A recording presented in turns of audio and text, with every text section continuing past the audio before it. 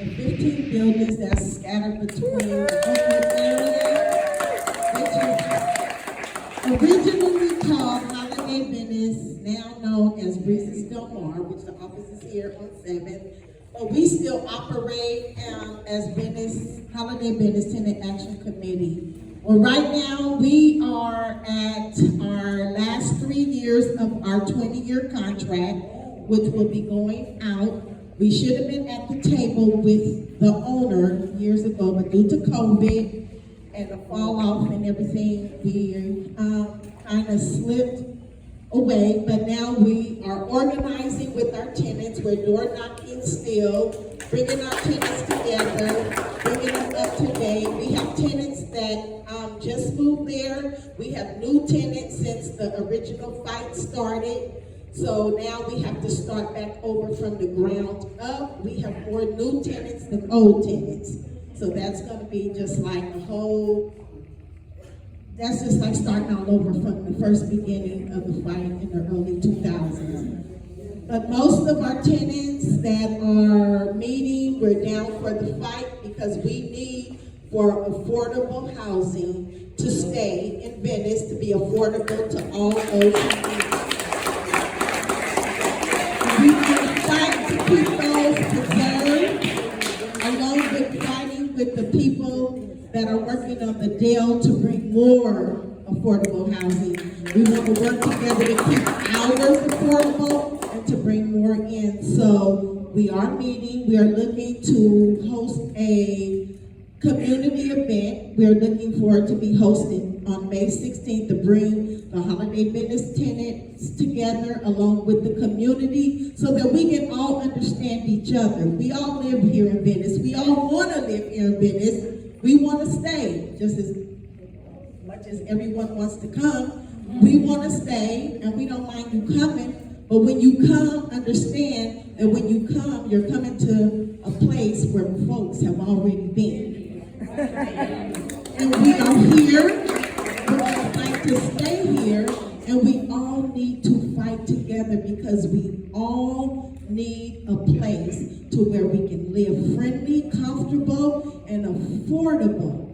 And that everyone, we can all live right here in Venice, enjoy, relax, and just live.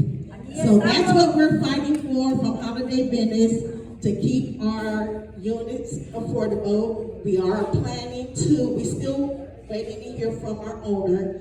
We did send him 2 letters. So we're waiting for an answer. He did not answer the first letter. So we're waiting for the second letter. I believe we just sent that letter out last week, Sonia. So we're waiting to hear from that letter. If not, he's either going to get a call from us or he's going to find us at his doorstep. From Faizah. I'll be there. So that's where we're at. So we're ready to fight because we want to keep those 15 buildings affordable for this community, for what they were built for in the early 1970s, and created by the young lady that was 18 years old, and we're all familiar with her. Her name is Naomi Nightingale. And we want to keep those apartments that she worked so hard for, to put a grant together to have those built. And we want to protect those here in the Venice community.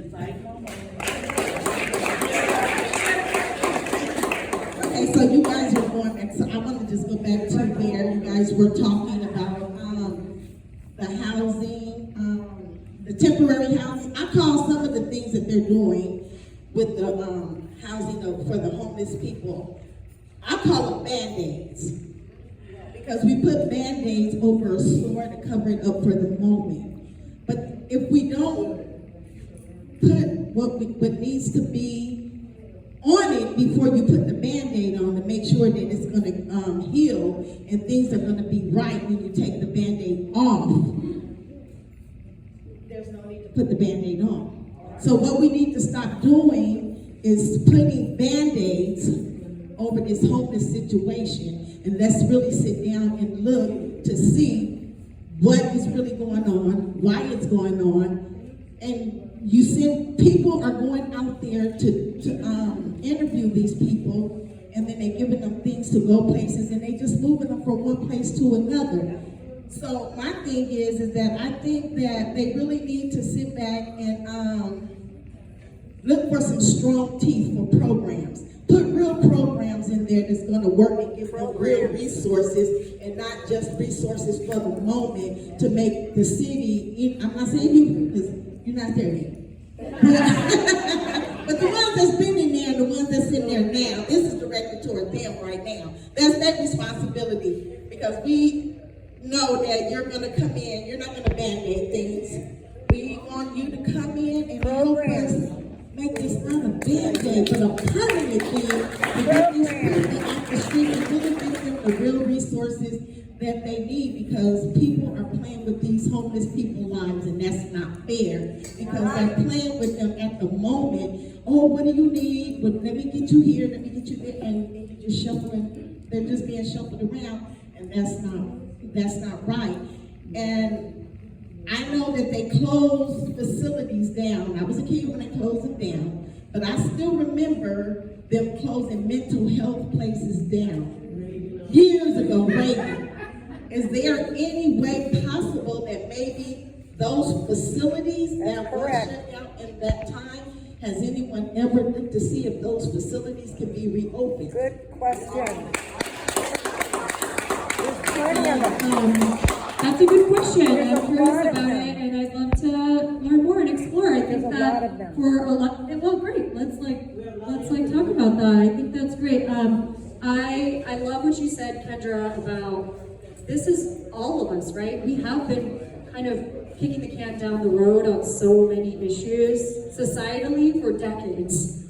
And so issues like this, like you're basically pointing out, we close things, we have cut down on resources for the people, and this is why we're in the situation we are now. Correct. So I support all of that. I will say one thing about Holiday Venice. First of all, I got you, I will be there for the Holiday Venice event.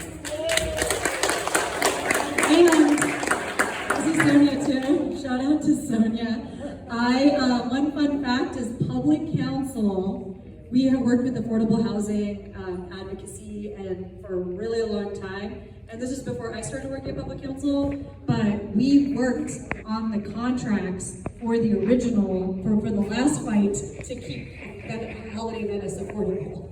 And so now it's kind of full circle when to hear Holiday Venice is trying to organize again to keep it, and we need to preserve, it's a key part of keeping affordable housing here on the west side. Not only do we need to keep our rental housing that's in the private market, but also for buildings like Holiday Venice, they have what are called covenants to be affordable. We need to make sure those don't expire, or else we're going to see a huge en masse of people all of a sudden face unaffordable rents and then displacement. And so there's a lot of buildings that are going through this fight, so we need to really fight for the resources to protect them. And one example is Measure ULA. Measure ULA money could be used so that maybe Holiday Venice tenants can be owners of, we could do a land trust or something like that. And so I support those creative. We have to be creative. And so what I want to just appreciate between what Kendra said and what Ali said is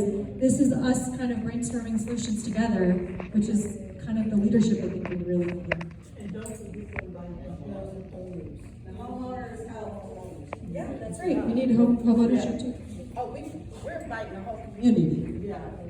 And I just have this one more question. Just one more. Is that okay? Of course, Kendra. Okay, it's all in the rent.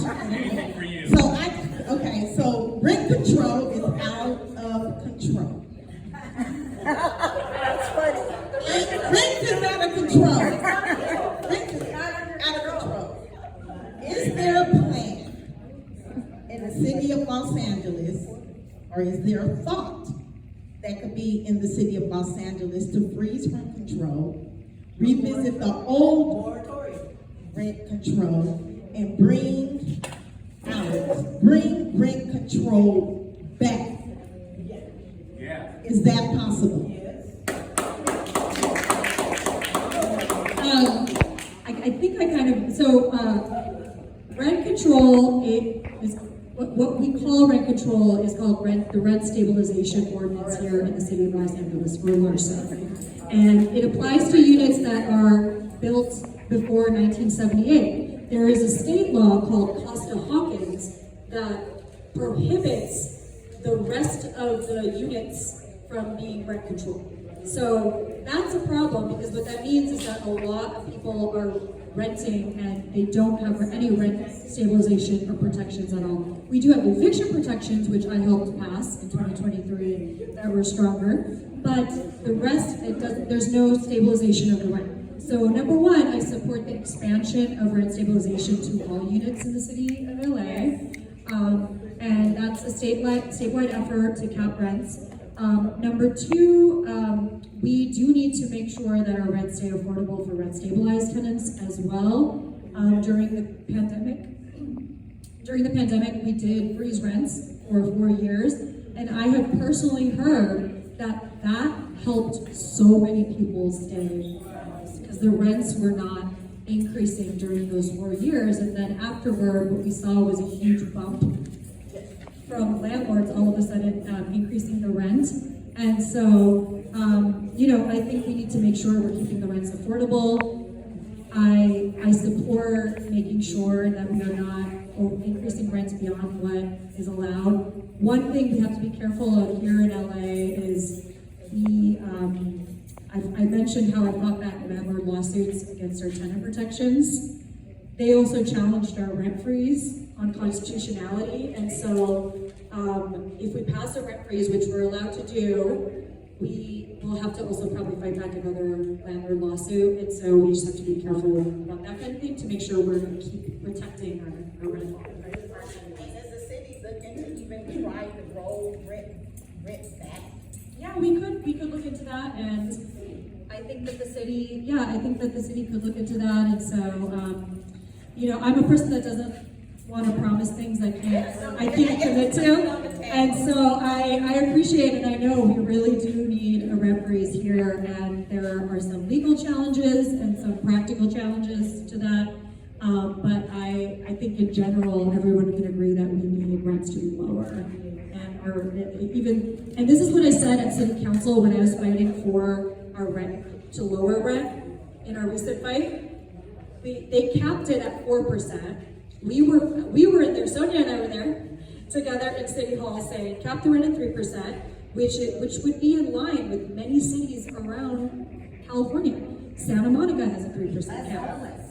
And what we said, and City Council up there, I feel like sometimes when they're making policy, they're like thinking in these like abstract ways, right? And if you're not close to the issue, you might not realize that 1% makes a really big difference in someone's how much money they have for their food or other necessities. And so what I always tried to say when I was lobbying on behalf of renters on this campaign was every percentage makes a difference to someone on their ability to afford things here. And so we're talking about people's lives here. And ultimately the city council made like a compromise based on just votes up there. They were like, what do we have 8 votes for? 4%. And this is why we need people like me that are up there at the city council who can speak the language of the policy.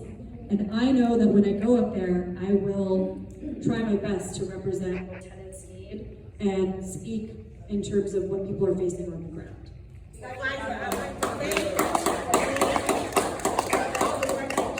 Done from the start to now, and I just like to say thank you, and I'm pretty sure other people would like to say thank you. Because